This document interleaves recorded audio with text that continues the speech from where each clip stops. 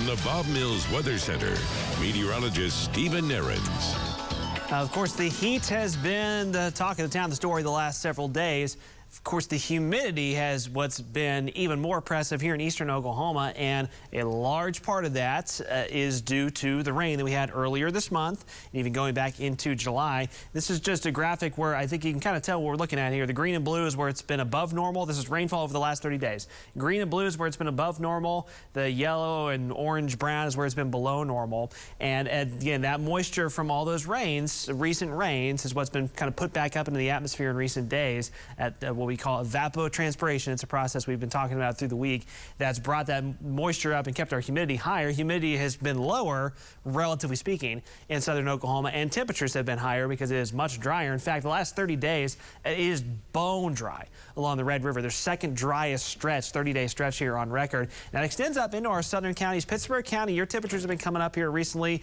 You're maybe not as green as some areas are up here in northeastern Oklahoma. You can see the impact on the drought monitor. The drought conditions north of Tulsa that have been hanging on for a while, that really hasn't changed, but drought has quickly started to expand again across south central Oklahoma, along the Red River, and even into parts of southeastern Oklahoma. So, we are going to need a good drink of water before too much longer, even on our side of the state, but they need it soon, very soon, along the Red River. So that's had an impact on high temperatures. McAllister, you were up around 103, 104 yesterday. You will be again today. Meanwhile, it's upper 90s to around 100 across eastern Oklahoma, and again, those hotter readings along the Red River, where it continues to dry out.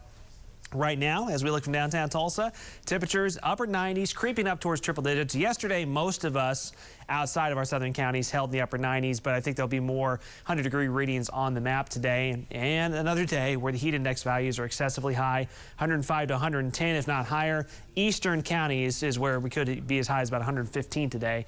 And it's another day where you go from New Orleans to Memphis to St. Louis to Chicago. Look at Chicago, a heat index of 113 right now as that heat dome continues to dominate, but that will be changing in the next few days.